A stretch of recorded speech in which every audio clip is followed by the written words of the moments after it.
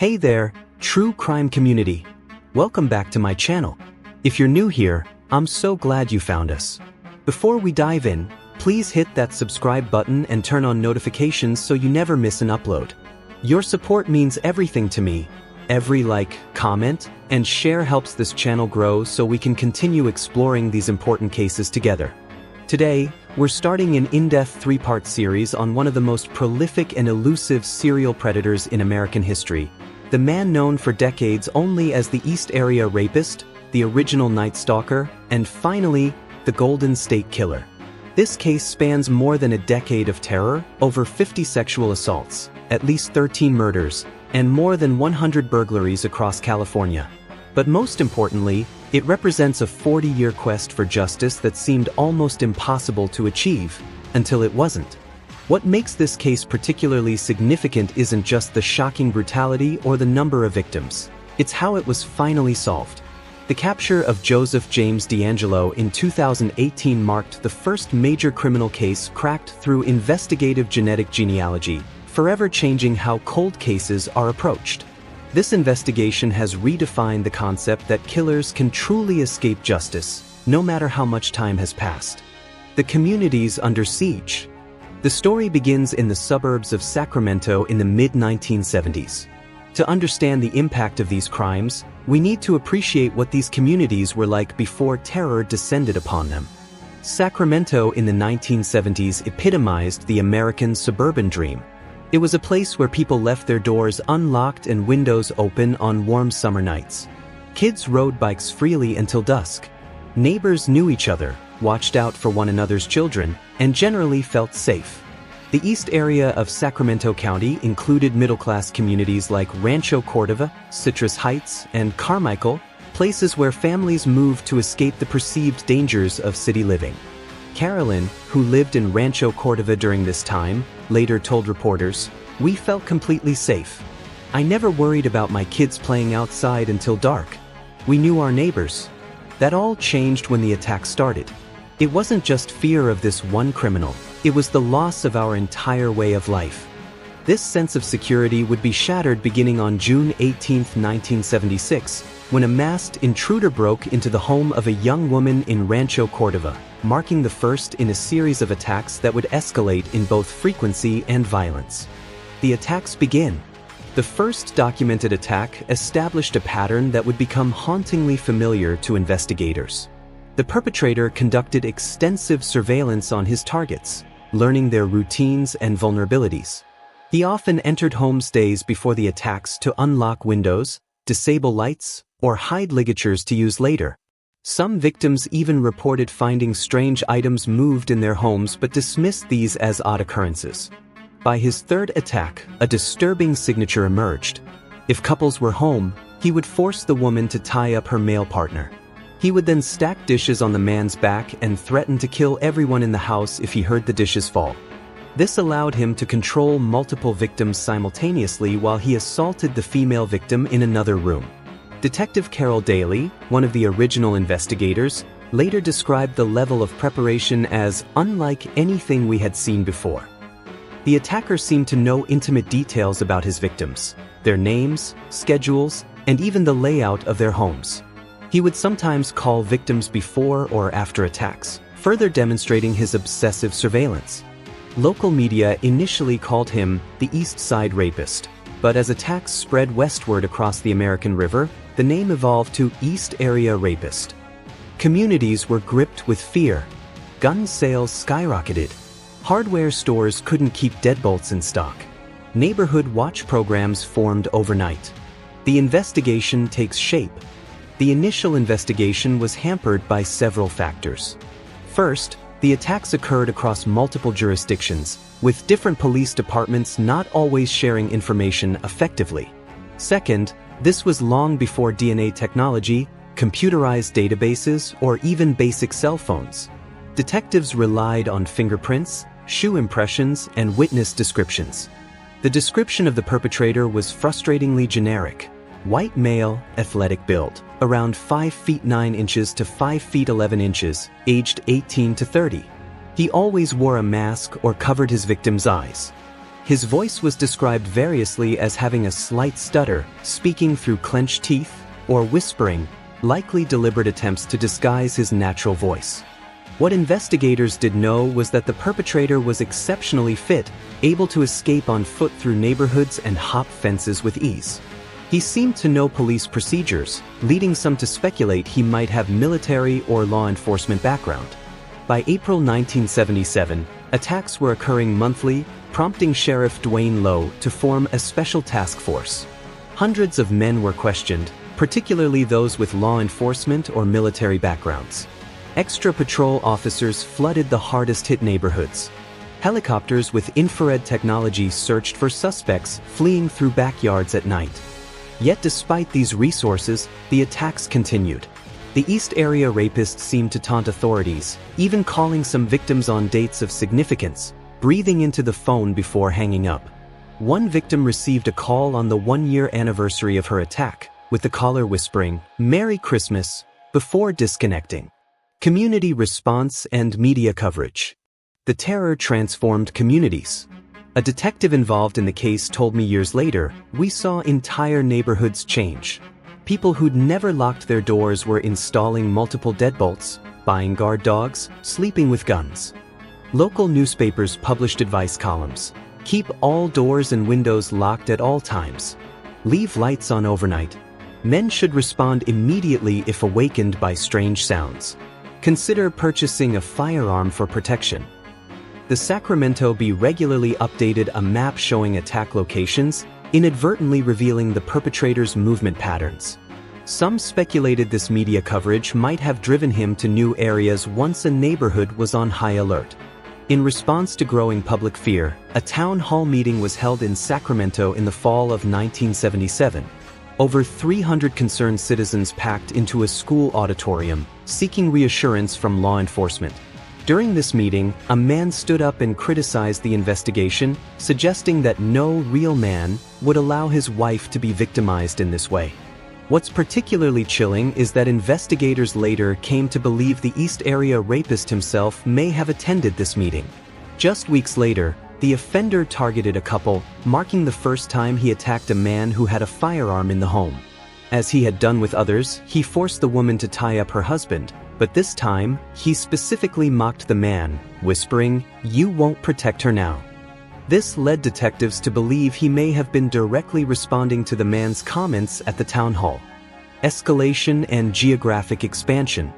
By late 1977, a disturbing evolution occurred in the attacks. The offender began spending more time in homes, sometimes staying for hours, eating food from his victims' refrigerators, drinking beer, and ransacking the house for small valuables and personal items, particularly identification and photographs. During this period, Sacramento County Detective Richard Shelby noted, "It wasn't just about the sexual assault anymore. He seemed to enjoy the terror itself, the control, the invasion of privacy, the destruction of his victim's sense of safety." In 1978, the attacks began to spread geographically. New assaults were reported in Stockton, Modesto, and the East Bay area around San Francisco, communities 40 to 80 miles from Sacramento. Investigators initially didn't connect these crimes to the East Area Rapist until they recognized the same distinctive M.O. Then, on February 2, 1978, came the first known murder. Brian and Katie Majori were walking their dog in Rancho Cordova when they apparently encountered the perpetrator. Perhaps they recognized him from the neighborhood or spotted him prowling. We may never know exactly what happened. What we do know is that both were chased and fatally shot. Although ballistic evidence and witness descriptions linked this double homicide to the East Area Rapist, it would be decades before this connection was conclusively proven. Southern California attacks. This hope was misplaced. On October 1, 1979, a couple was attacked in their home in Goleta, near Santa Barbara, over 300 miles south of the previous crimes. Though the couple managed to escape, the attack bore hallmarks of the East Area Rapist. Unfortunately, Southern California authorities weren't familiar with the Northern California crimes and didn't make the connection immediately. 3 months later, on December 30, 1979, another Goleta couple, Dr. Robert Offerman and Dr. Deborah Alexandria Manning, were found murdered in their home.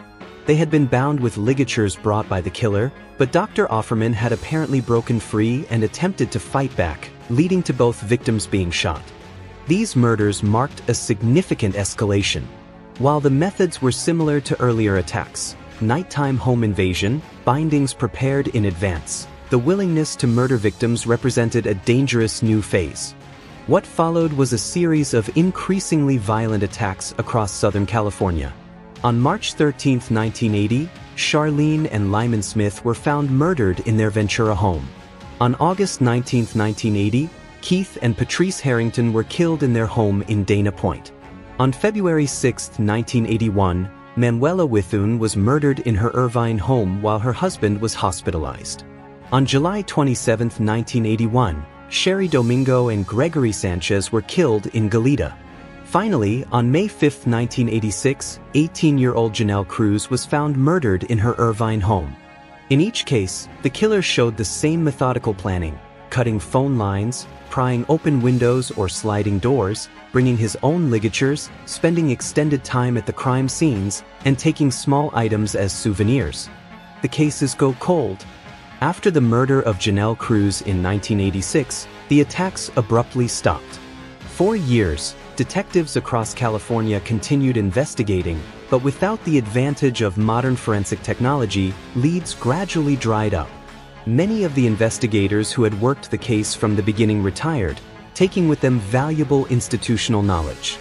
Detective Larry Poole of the Orange County Sheriff's Department, who later took up the case, described the frustration. "We had shoe prints, we had blood evidence that we couldn't yet analyze properly, we had witness descriptions, and we knew this offender had committed dozens of crimes across the state. Yet somehow, he remained a ghost." For the victims and their families, the lack of resolution was agonizing. Michelle Cruz, sister of the final known victim Janelle Cruz, dedicated years to keeping her sister's case in the public eye. "I couldn't let her be forgotten," she told me in an interview years later. "I couldn't accept that someone could do this to my little sister and just walk free for the rest of his life." The link is established. A crucial development came in 2001 when DNA technology had advanced sufficiently to allow for testing of old biological evidence. DNA analysis conclusively linked the Contra Costa County East Area rapist cases to the Southern California homicides, confirming what some investigators had long suspected: these crimes were all committed by the same individual. In an article announcing this breakthrough, the Los Angeles Times coined a new name for the perpetrator: the Golden State Killer. It was the first time the public learned that one of the most notorious cold cases in Northern California was connected to a series of unsolved murders hundreds of miles away. This revelation shocked both communities. Victims who had spent decades thinking their attacker might have been caught for other crimes now learned he had escalated to murder. Families of murder victims discovered their loved ones were killed by someone far more prolific than they had imagined. The DNA link provided new hope, but investigators still faced a fundamental problem: the DNA didn't match anyone in criminal databases.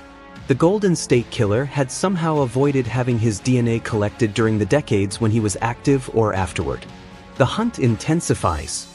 In 2016, 40 years after the first attack, Sacramento County District Attorney Anne-Marie Schubert established a task force specifically dedicated to solving the Golden State Killer case. The FBI announced a $50,000 reward for information leading to the identification of the offender. They released new composite sketches and launched a media campaign hoping to generate fresh leads. Around this time, a true crime writer named Michelle McNamara was deep into researching the case for a book. McNamara, who ran a website called True Crime Diary, had become obsessed with identifying the Golden State Killer. She worked closely with detectives, combed through thousands of pages of police reports, and interviewed dozens of victims and investigators. Tragically, McNamara died unexpectedly in April 2016, before completing her book. Her husband, comedian Patton Oswalt, worked with her research assistant and a journalist to finish the manuscript. The resulting book, I'll Be Gone in the Dark, was published in February 2018 and became a bestseller, bringing unprecedented public attention to the case. In one particularly chilling passage, McNamara directly addressed the then-unknown killer. "One day soon, you'll hear a car pull up to your curb, an engine cut out. You'll hear footsteps coming up your front walk. The doorbell rings. No side gates are left open. You're long past leaping over a fence. Take one of your gulping breaths. Clench your teeth. Inch timidly toward the insistent bell. This is how it ends for you. You'll be silent forever, and I'll be gone in the dark. You threatened a victim once. Open the door. Show us your face. Walk into the light." Little did anyone know how prophetic these words would soon become. The breakthrough. While McNamara's book brought public attention to the case, investigators were simultaneously pursuing a revolutionary new investigative technique. Rather than searching criminal DNA databases, they uploaded the Golden State Killer's DNA profile to GeneMatch, a public genealogy website where people voluntarily share their DNA results to trace their ancestry. This technique, known as investigative genetic genealogy, had never before been used to identify a violent criminal. The process was painstaking. Investigators first identified distant relatives who shared DNA with the unknown offender, then built extensive family trees, working backward to find common ancestors and then forward to identify potential suspects. The team narrowed their focus to a former police officer named Joseph James DeAngelo, who had worked for the Auburn Police Department from 1976 to 1979, coinciding with many of the East Area rapist attacks. Investigators surreptitiously collected DeAngelo's DNA from items he discarded outside his home in Citrus Heights, a Sacramento suburb. The results were definitive, a perfect match to the Golden State Killer's DNA. On April 24, 2018, nearly 42 years after his first known attack, 72-year-old Joseph James DeAngelo was arrested outside his home. The ghost had finally materialized.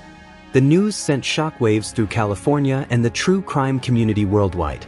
Victims who had waited decades for justice could scarcely believe the notification they received from investigators. Many had assumed they would go to their graves never knowing who had shattered their lives. In our next episode, we'll explore DeAngelo's background, including his time as a police officer, his family life that he maintained while committing these crimes, and how he managed to evade capture for so long.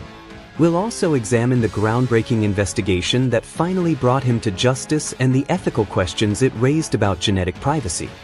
Finally, we'll look at the court proceedings where survivors face their attacker after more than 4 decades, and the impact this case has had on cold case investigations worldwide. If you found this first part informative, please hit that like button and subscribe for parts 2 and 3. Leave a comment below sharing your thoughts on this case or any questions you'd like me to address in the upcoming episodes. Your engagement helps the channel and ensures more people learn about these important cases. Thank you for joining me on this journey through one of America's most notorious cold cases. Remember, no matter how much time passes, justice may still be possible. I'll see you in part 2.